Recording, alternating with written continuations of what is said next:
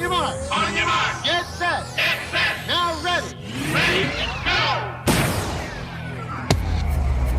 Provocative, engaging, and usually quite a lady. Okay, they're asking for it. Deborah Rose.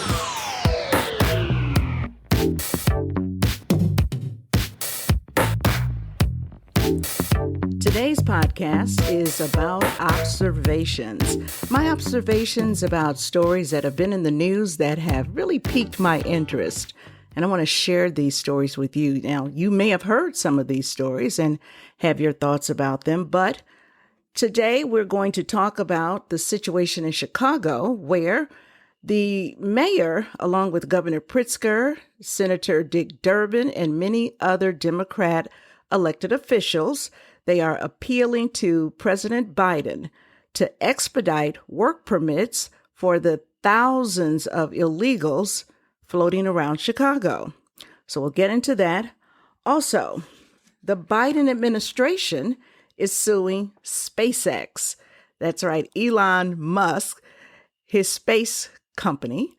They say that he is not hiring illegals, and they have a big problem with that. We'll take a look at that. And I don't know if you heard about this story. This one was very creepy to me. But a secret Chinese lab, also an illegal lab, has been discovered in California. And wait till you hear what they were doing there. But I won't do the spoiler yet. You'll hear about it when we get to it. And then lastly, President Biden gives us a history lesson. So we'll talk briefly about that as well. All right, let's kick things off with this story. Chicago, as you well know, like many other cities, specifically cities that were deemed sanctuary cities, they have received a huge influx of illegals. And that is because President Biden, when he first went into office, he said, hey, illegals everywhere. If you can get to the U.S. in the first 100 days of my administration, oh, you're in. Well, they started coming by hook or crook. They had coyotes bringing them over. They were walking across. They did whatever they could to get to the U.S. And border towns, particularly those in Texas and in California, they received the bulk of them. Greg Abbott, the governor of Texas, well, he said, wait a minute, I don't have cities in my state that are sanctuary cities. So he put them on buses and, well, some of them. Couldn't do them all because there are so many. But he put lots of them on buses and he sent them to sanctuary cities, particularly Chicago and New York, both of which are now wringing their hands and whining and crying. Why? Why? And they only are doing that because many citizens in those cities are saying, hold up, wait a minute. You are not about to dump all of these people into our communities.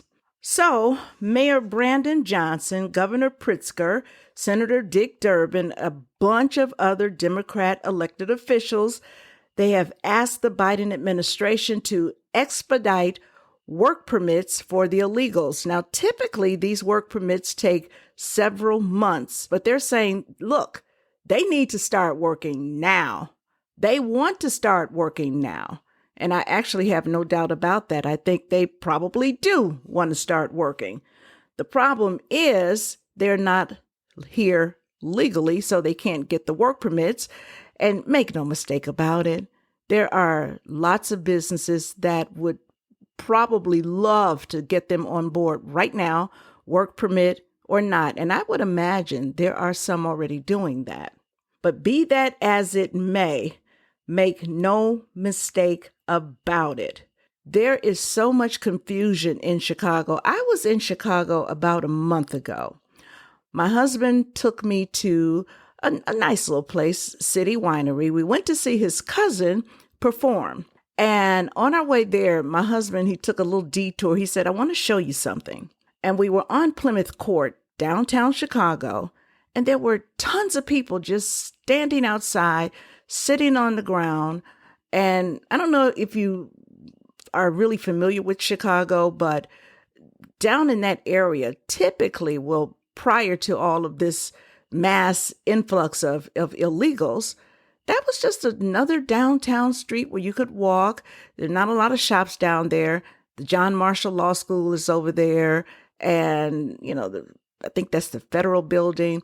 But there are a few places over there where, it's just downtown Chicago. But when I looked, I said, hey, wait, what is this? He said, well, they call this Little Venezuela. I said, Little Venezuela? I know about Little Italy, but I wasn't familiar with Little Venezuela. And there was a lot of young men and some young women, and several of the guys, they had their caps tilted to the side. It had kind of a gangy influence there. It seemed like some gangbangers were in there. I don't know that to be the case, but typically they had that kind of look there. And I said, So you got all of these idle people. They are here illegally. They have nothing to do but sit out and just hang out. So that's a problem there. Then add to that, so many illegals, they are sleeping wherever they can lay their heads. And I've said this before, and I'm going to say it again. There is a real serious issue there. And my heart does go out to people who they have no place to go. They're just here. They are sleeping in police stations. Everybody knows that. They're in park district facilities.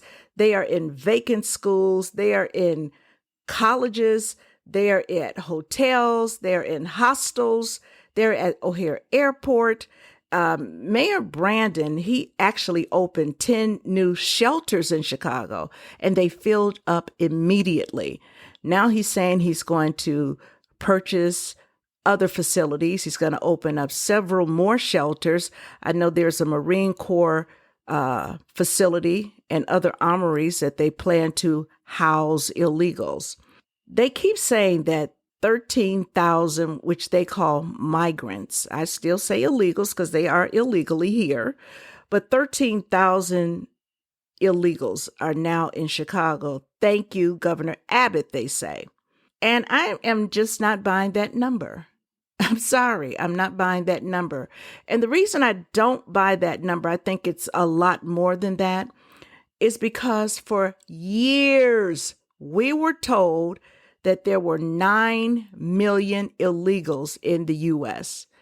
And then I remember when it shifted to 11 million, and that was around the mid-1980s. They started saying, well, actually, the true number is 11 million. And I tell you right now, if you look, just do some Googling, you will still find that number in many places. There are 11 million illegals in the country.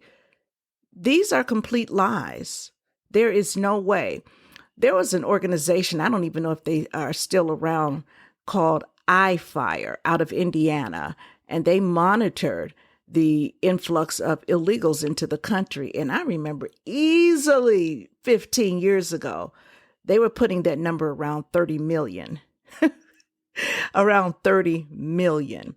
So, you take whatever number you want, but you're not going to convince me that there are just 13,000 illegals. And that's the number that they use when they say that's about what Governor Abbott has sent to Chicago.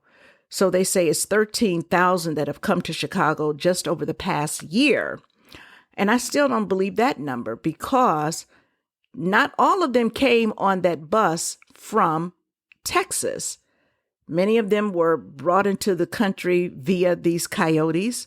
They paid these smugglers, these human smugglers, money, or their families promised to pay if you just get them into the U.S. Many of them walked and they got into the U.S. and they made their way, to various cities.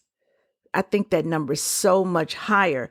And the other reason it just doesn't add up to me, if you've seen any photographs of the police stations in Chicago, they are crammed. the park districts crammed, vacant schools, hotels where they are paying for them to stay, O'Hare Airport, you've got Wright College, you've got so many places that are just filled. And the other thing about that, they keep saying, well, this facility will only house 300 migrants. The school will only house 500. You please. And I'm really pleased to see that so many Chicagoans are saying, not buying it. I am not buying it. They just had another place where they're housing illegals over in Hyde Park, a vacant hotel there. And they're going to tell you, don't worry, it's really not that many. And they'll just be there and they'll just sleep. And after that, your community won't have to be bothered. And I'm thinking, okay, so where do they go for the rest of the day? They just disappear out the community and return at night to go to sleep? Please, don't give us the okie doke. More than, and this is important because it has a real economic impact on the citizens, on the residents. They just released a story where more than 47,000 low-income Illinois residents have lost their Medicaid. They've lost their Medicaid coverage. Why? They say because COVID is over, so the proof of eligibility requirements have resumed, and about 47,000 Illinoisans failed to prove that they are residents, failed to prove that they are eligible. Okay, that may be. That may be. I'm sorry these people have lost their coverage. But I think it's really coincidental that Illinois will spend over $1 billion, and that is with a B, $1 billion on a Medicaid-like program. It's not Medicaid, but it is a Medicaid-like program to cover illegals in fiscal year 2024. They're already in the hundreds of millions right now. But next year, they say it'll be about $1 billion. And Governor Pritzker and other elected officials, they're saying, well, you know what, this is getting a little expensive. Personally, I think it's shameful that you'll take 47,000 low-income Illinoisans off of Medicaid coverage, yet you're going to spend $1 billion of Illinois taxpayer money on illegals to give them coverage. Now, initially, they said they would only provide this Medicaid-like program for illegals aged 65 and older. So they say they're old, they need some sort of medical care. We're going to pick this up. But suddenly, they dropped that number. They said, well, you know what? We'll cover every single one if they're 42 years old and older.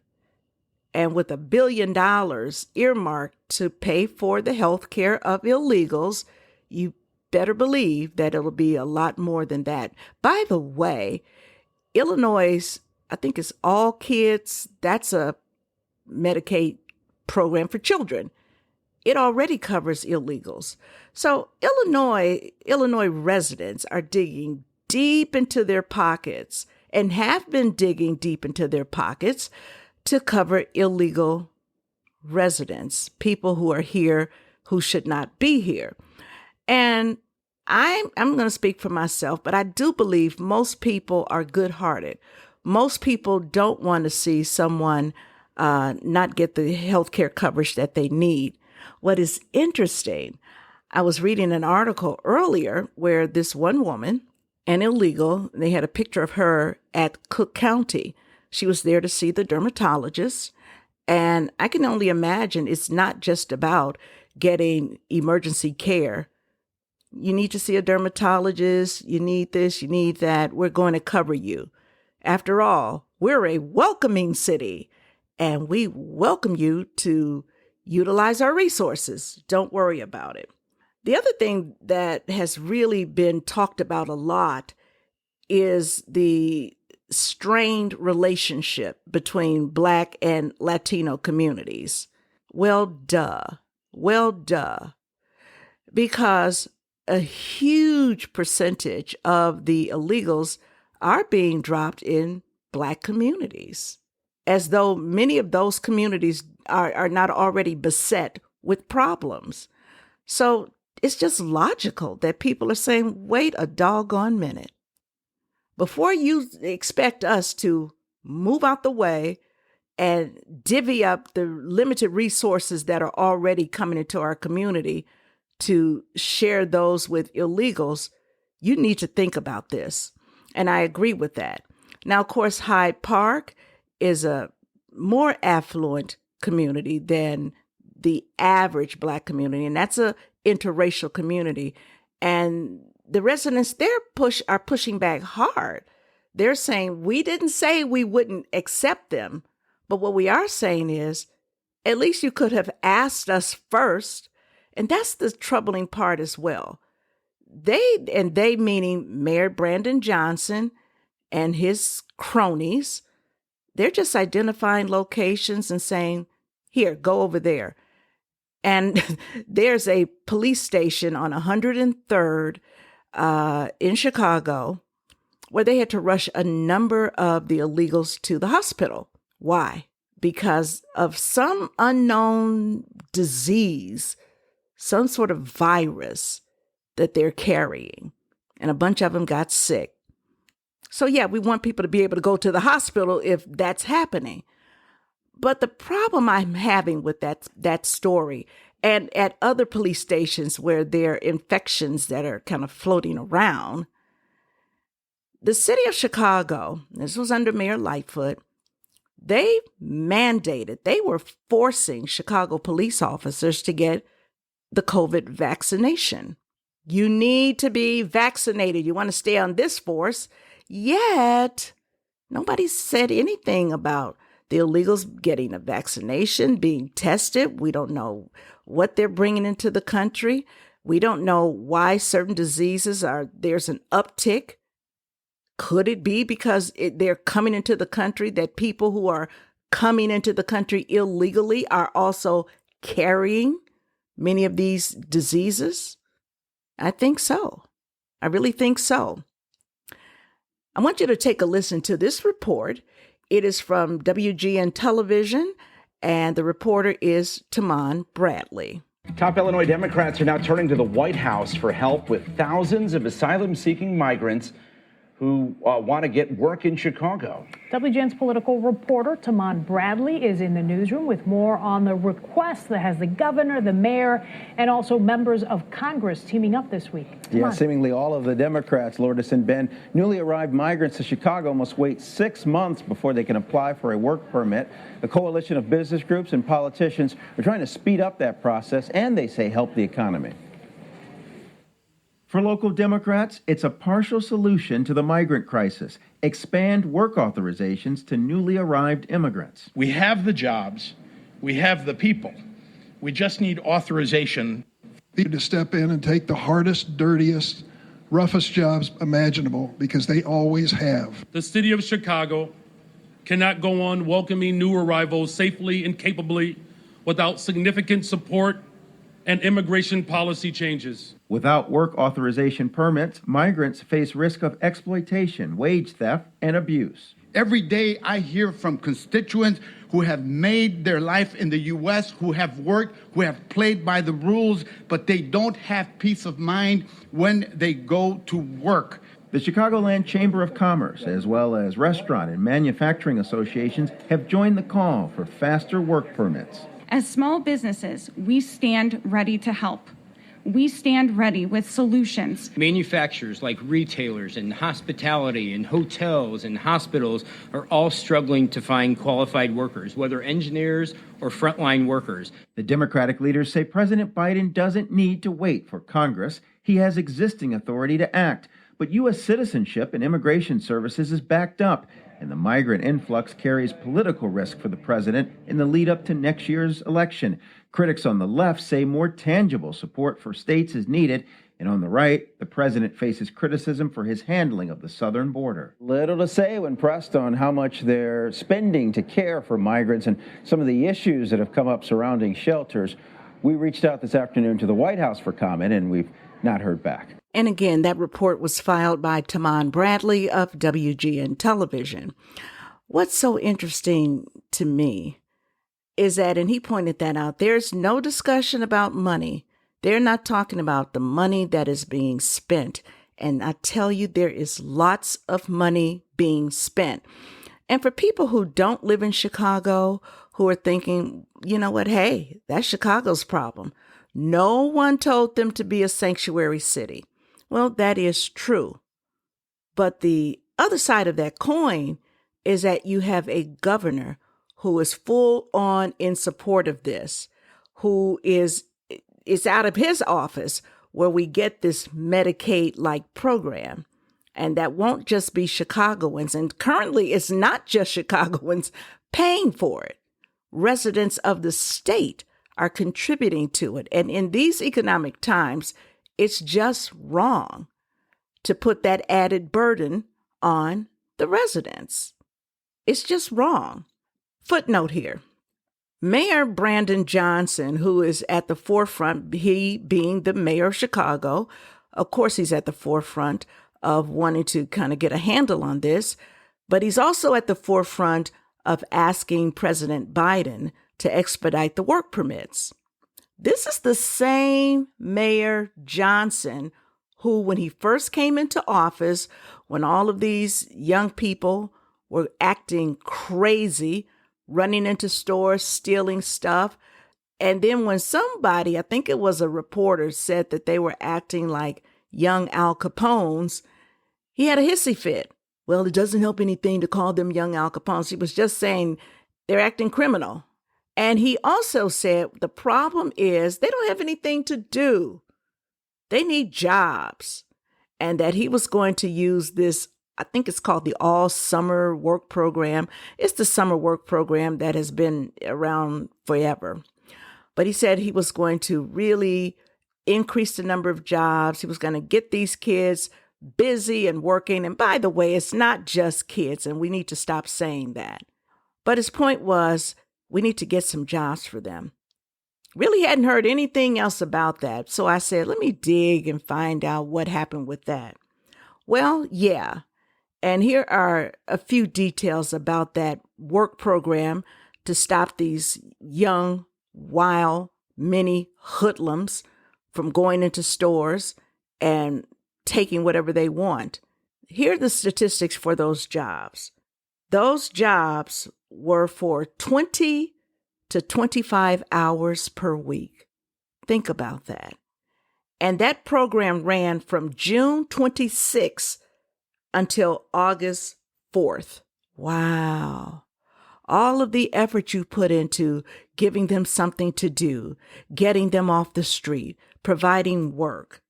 I mean, seriously, I think if Mayor Brandon had put half the effort that he's putting into getting work permits, and that's not even legal, work permits for these illegal people, had he put at least half that effort into building a serious job program, and I don't even like that word program, but a job for these young people, then that would have been more impressive. But you utter a few words, make it sound good, and then it's over. And then you can say, well, we did it. We did it. They got about 20 hours a week, and the program lasts from June 26th until August 4th. Wow. Just wow. All right, let's move on. But that's something for you to think about. Next observation, the Biden administration is suing SpaceX. That's right. The company built and being run by Elon Musk, the company that is getting out way ahead of NASA because, under President Obama, they decided, who needs a space program? In the meantime, China and everybody else, they're building their space program. We were reducing ours.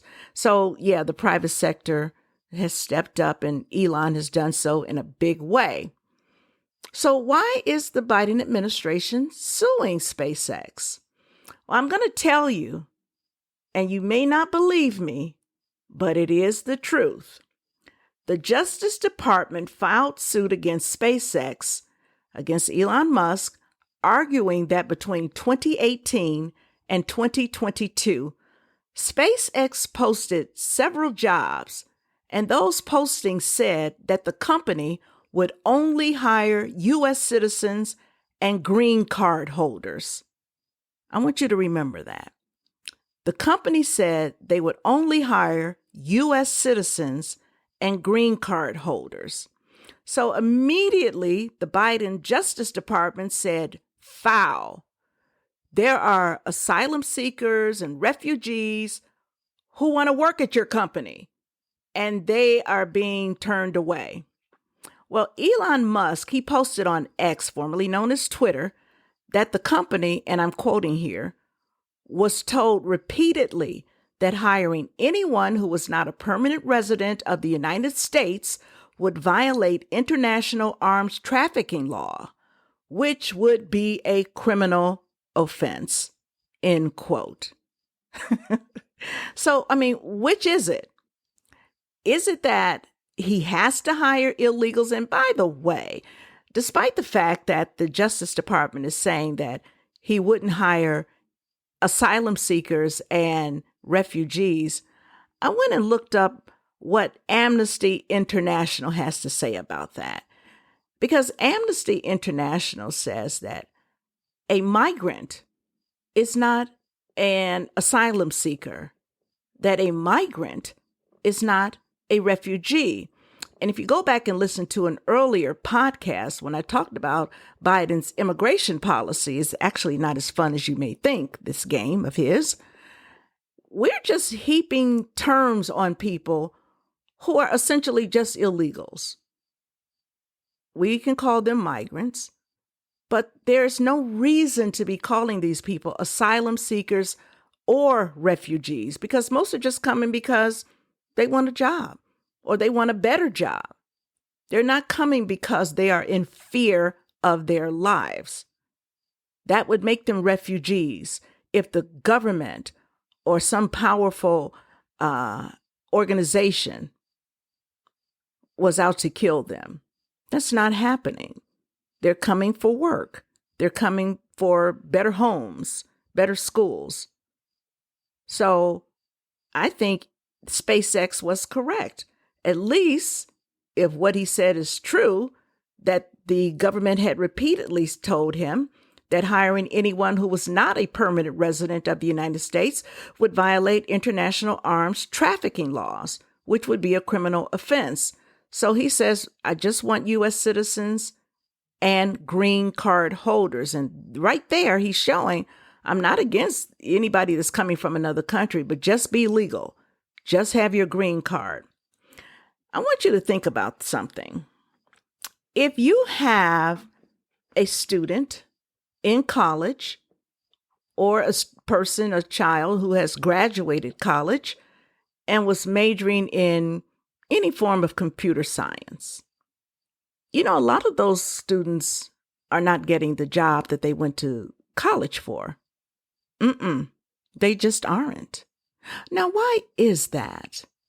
Because we do know this, and I read this in Inc., the magazine, that at any time there are about 250,000 computer science jobs in the United States open. Yeah, open. And that's also according to ACT-APP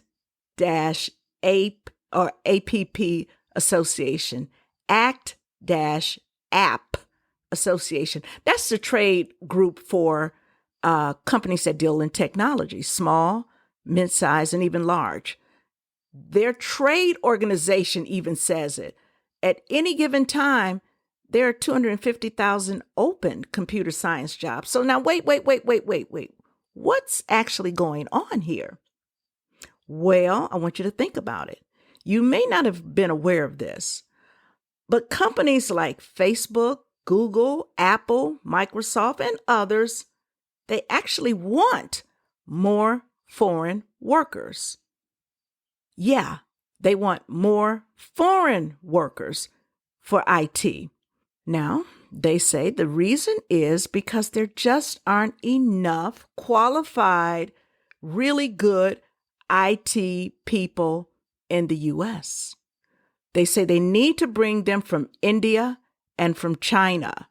This was all in the article that I read in Inc. And then I can take you a step further. I used to have a blog. It was called Deborah's World. And I wrote a piece about open borders. And this had to be, 8-9 years ago. And the piece about open borders, it was interesting. That's why I like, doing my little research. And I found that there's actually an organization, an open borders organization. And it's funded by Mark Zuckerberg, Michael Bloomberg, George Soros, and lots of other very, very wealthy people and lots of people who deal in technology. What they are seeking is basically to do away with borders, but not just that, to do away with the H-1B visa. That's the visa, the work visa, that lots of white-collar people from other countries use to work in the United States. There's a time limit on which they can stay here. I think, if I recall correctly, it's like 7 years. And after that visa expires, they are to leave the country. Well, the company owners, Google, Facebook, Apple, Microsoft, they say, wait a minute, that's hurting our business. We need these people to stay here. We need these people to keep working for us. They know what they're doing. They're good at what they do. And they mounted, tons of dollars to push this agenda to just keep the borders open. Think about what's going on right now. And you could say, well, that doesn't mean that's connected because the people that are coming through our southern borders, they don't have those kinds of skills. Well, most of them probably don't. Some of them do, but that really isn't the point.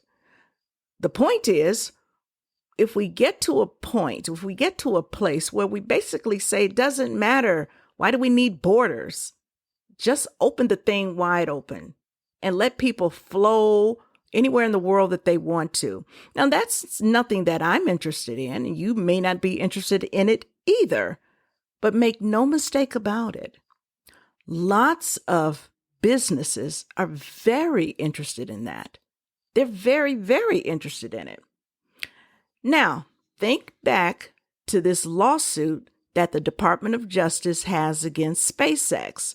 They're suing them because they say that SpaceX is not hiring asylum seekers and refugees. Now, I'm going to take you to another place. Former President Donald Trump, he was doing his executive orders. And one of those executive orders was to overhaul the work visa program. And that included H-1B visas, L-1, E-2, and B-1 visas. And guess what happened? Silicon Valley went berserk. They went berserk. And that is a part of this mounting effort. It was a part of it to stop this guy. Stop this guy. Silicon Valley fought vigorously to stop him from overhauling the program. They said because his executive orders would reduce the number of foreign workers that the tech industry could bring into the country. Yeah, his orders would put a damper on their business. And you're thinking, well, how do you know that? Well, guess what? There was an early draft of his executive order that Bloomberg published. And let me read what it said. This is a part of it, and I'm reading you verbatim. Our country's immigration policies should be designed and implemented to serve first and foremost the U.S. national interest. Visa programs for foreign workers should be administered in a manner that protects the civil rights of American workers and current lawful residents. And that prioritizes the protection of American workers, our forgotten working people, and the jobs they hold. I'm going to step back just a little bit and read one thing again. In a manner that protects the rights of American workers and current lawful residents. The Justice Department is suing SpaceX because SpaceX had been hiring American workers and green card holders. They were doing exactly what Trump says American companies should be doing, prioritizing American workers and people who are here legally. But that's not good enough. That's not good enough at all.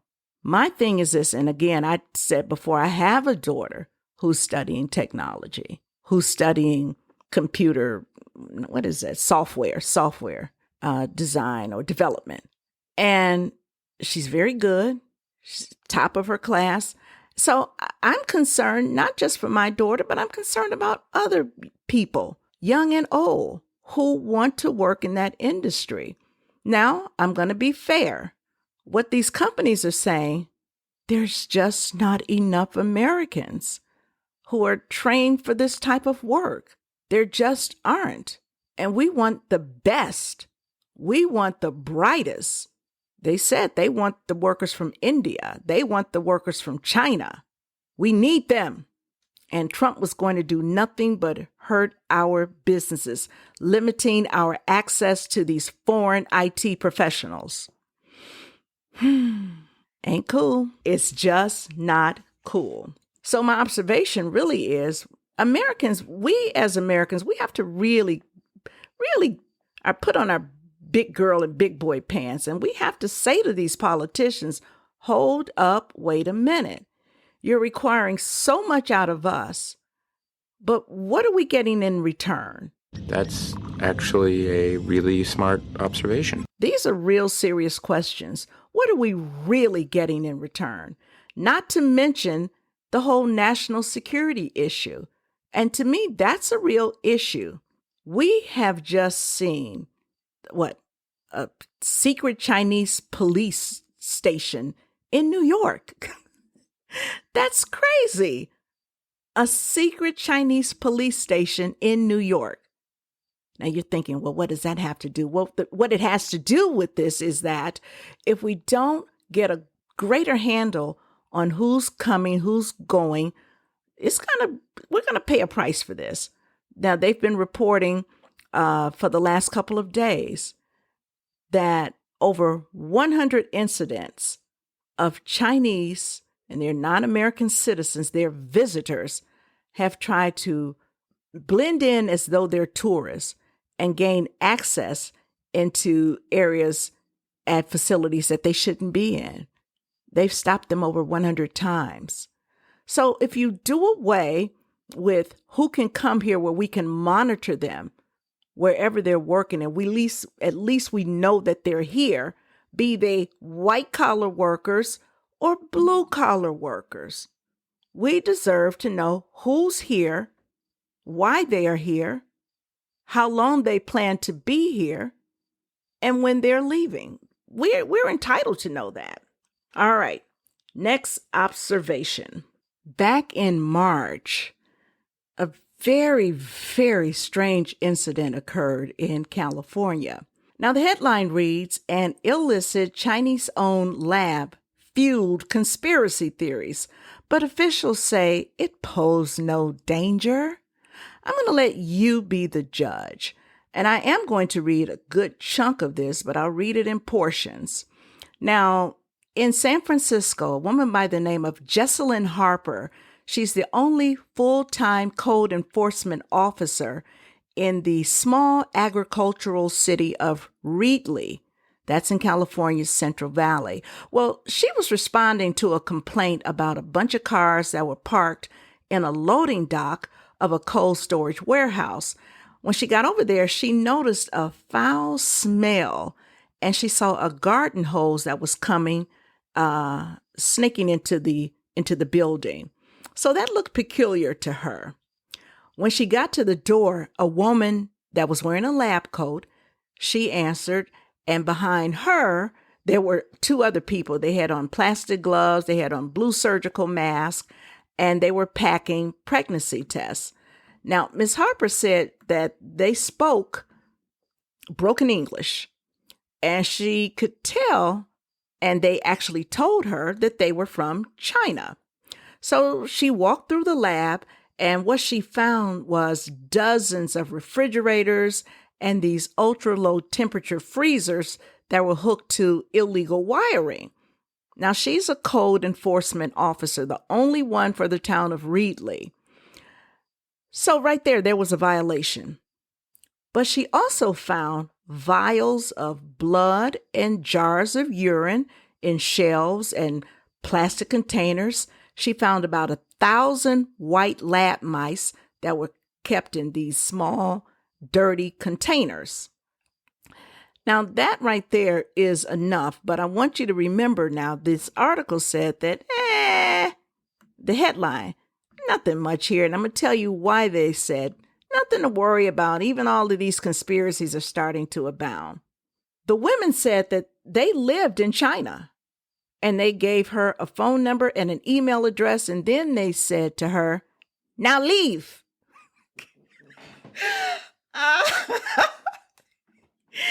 They are not residents of the U.S. They live in China.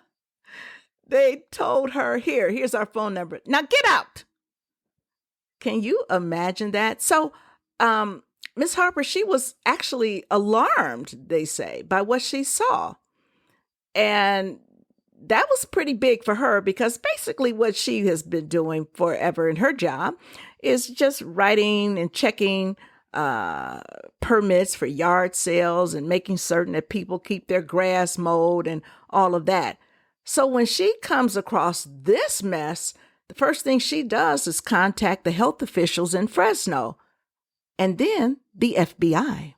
So this launched several investigations by federal, state, and local authorities who concluded that no criminal activity at the lab, which is owned by Prestige Biotech Inc., that's a company registered in Las Vegas, owned by the Chinese. They said there was no public health, no national security threat at all. There was another inspection, and this is what they found. Officials found infectious agents in the refrigerators, including E. coli, coronavirus, malaria, hepatitis B, hepatitis C, dengue, chlamydia, rubella, herpes, human herpes, and HIV, and about 1,000 mice. No problem. What are you guys so worried about? The Center for Disease Control and Prevention said that there was no sign that the lab was illegally in possession of materials or had select agents or toxins that could be used for bioweapons. Now, I'm not a scientist. I don't pretend to be one. But if they've got this filthy lab, if they are hooking up wires illegally and they're not up to code, if they've got all of these infectious agents at their disposal that they're keeping in refrigerators, that's a concern, because I think, without any scientific training whatsoever, that, they could be used ultimately as bioweapons. I think they could. Now, here's the quote. CDC has taken no further action in this matter. And that's what they told the Associated Press. Company representatives, by the way, company representatives meaning the owners of this lab, they just flat out stopped communicating with the city and the county officials, who had to then go to court to get an order to shut them down, to euthanize the mice, to clean up all of this biological mess. And then they said, well, that should be the end of it. Everybody, go ahead. You can breathe easily now. Everything's okay. And it would have been, in the minds of people, over. But then some real journalists actually went to work. Mid-Valley Times, which is a local online news outlet, they did a story about that lab. And they quoted court documents saying that a representative of Prestige Biotech which, by the way, they make pregnancy and coronavirus tests that they sell online. And you need to think about that when you think about the condition of that lab. I thought labs were supposed to be pristine, clean, because they are handling and dealing with all of these dangerous agents and materials. That thing was filthy. And they're selling online pregnancy tests and coronavirus tests. Don't you have to stick that swab up your nose? See? But there's more. I promise you, there is more. This local online news outlet, they told officials in March that the mice had been genetically modified to catch and carry the virus that causes COVID-19. And they had got this from some documents that were from the courts. Huh? I don't want to confuse you because I was confused. I had to read this thing a couple of times. So let's back up a little bit. A civil servant, a inspector, doing her job, although this was way above her experience level, but she took action, and I think the appropriate action, when she encountered this mess of a lab. When she found all of these mice and looked in the refrigerator and found coronavirus and HIV and E. coli and on and on and on, she made a beeline after they told her, get out. And she contacted the officials, the health officials in Fresno and the FBI. And then the CDC said, well, you know what? Hey, we checked it out. Everything's fine. No need to worry. Everything's shut down. The funny part about it is that lab was operating illegally. They had never registered with the local authorities. They had never registered with state officials. Yet they're conducting this business, this very high-risk business in this tiny town just outside of San Francisco, and nobody is the wiser. And had it not been for this woman just walking by and seeing this long hose snaking into the building and gets there and smells this putrid, foul odor, no one would have been the wiser. No one would have been the wiser. So the online news outlet, they published this. But then others say, well, you know what? Yeah, they did read this in these court documents, but most likely it was a miscommunication by the Prestige Biotech representative, someone by the name of Wang Zhaolin, whose English is not perfect. So while they were giving account of what they were actually doing there, they were just misunderstood. The woman, the representative, said, and I'm quoting, she stated that the mice were bred, and then she hesitated and said that they were modified to carry COVID. This is what Harper, the inspector, said that Zhaolin, the representative of the biotech company, told her and other officials.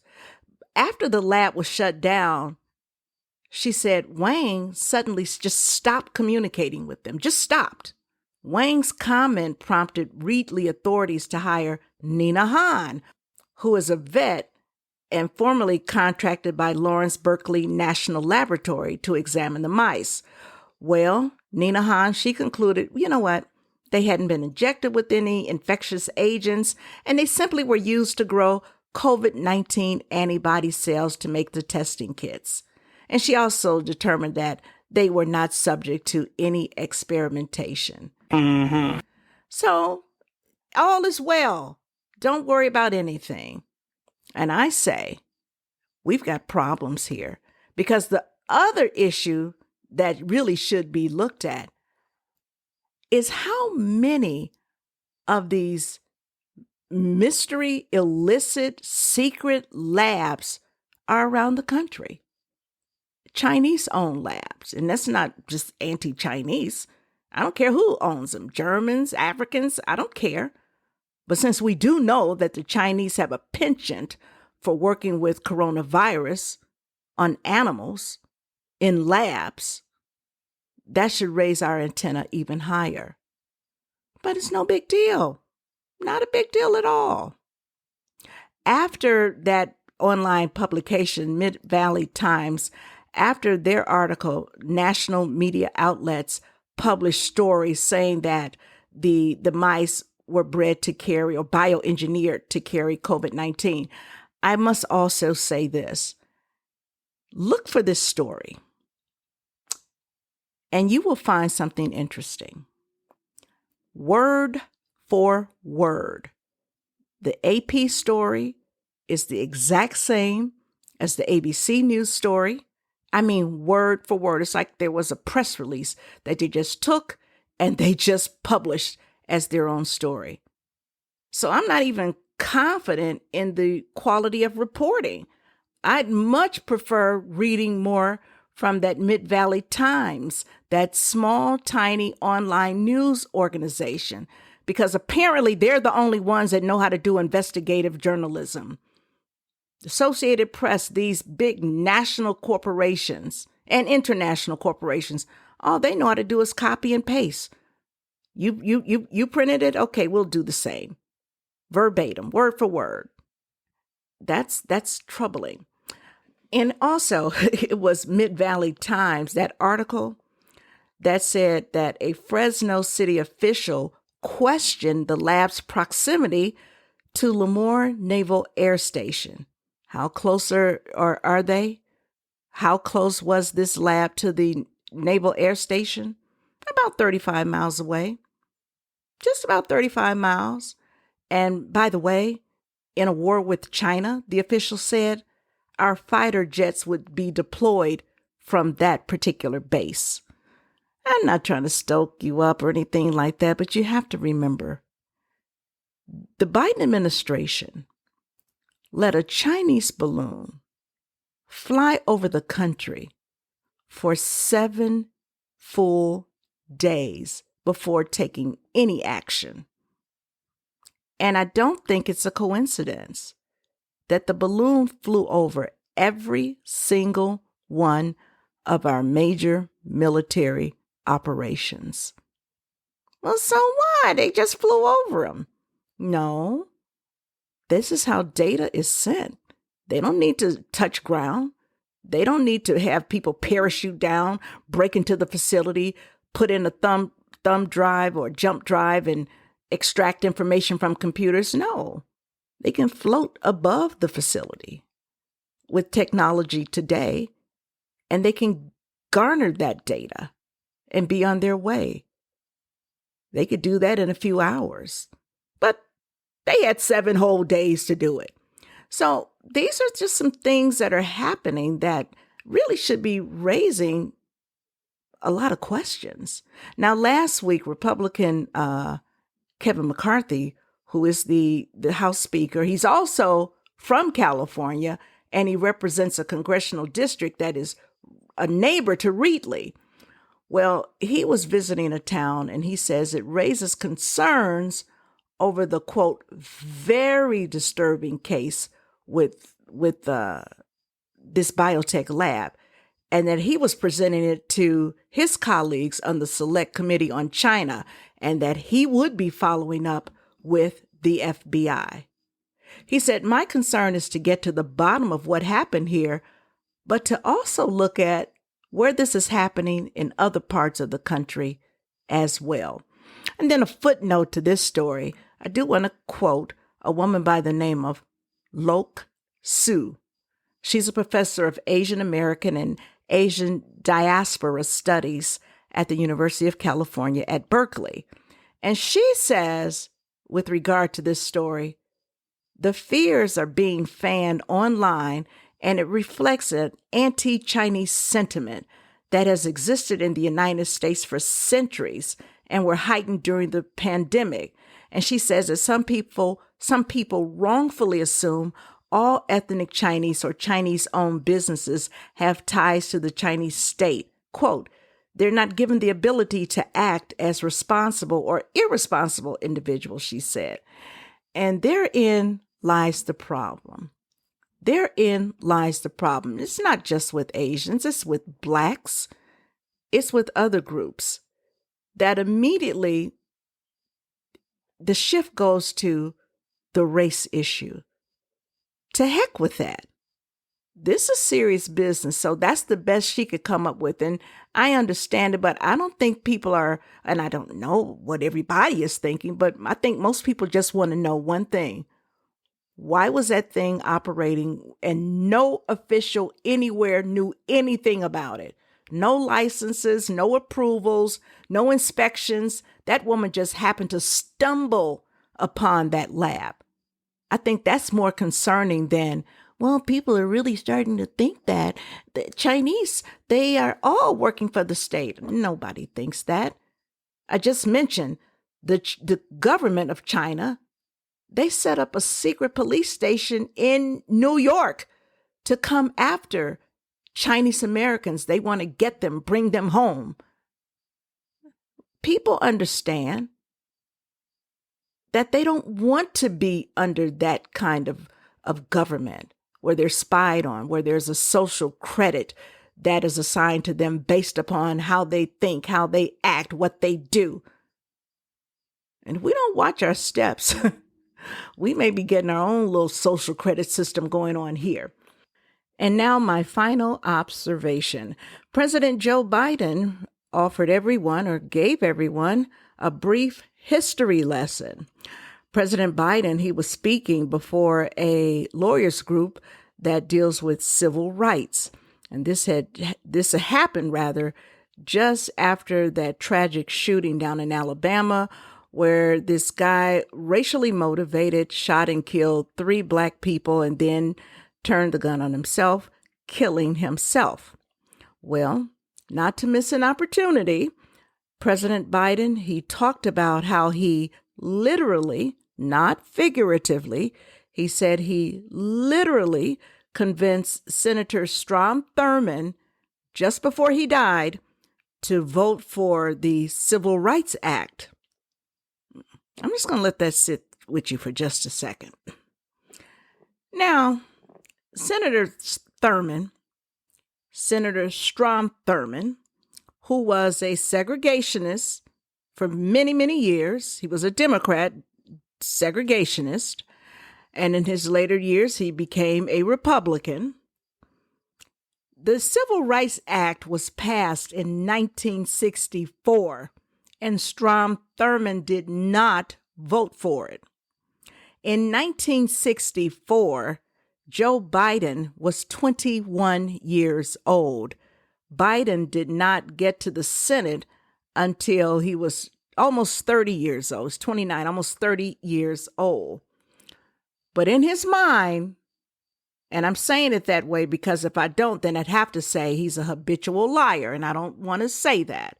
So in his mind, he believes that Strom Thurmond, right before he died, and he died in 2003, he convinced him to vote for the Civil Rights Act. And he said that wasn't just a literal thing, a figurative thing. He literally convinced him. Now, that's just craziness. It's just, I don't even know what to think anymore. Half the time I'm thinking this guy is a habitual liar.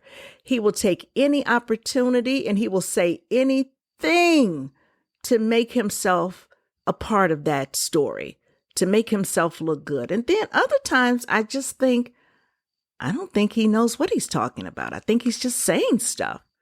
I think it's the stuff that's in his mind that he would like to have done. And he just says it as though he had actually done it.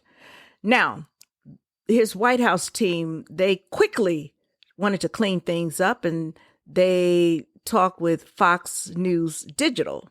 And they told Fox News Digital, actually, President Biden, he was instrumental in getting Senator Thurmond to vote for it in 1980. What good was that? I'm serious. None of that makes sense. None of it. He did not do anything of the sort. And in 1980, the bill had already been in existence for almost 20 years.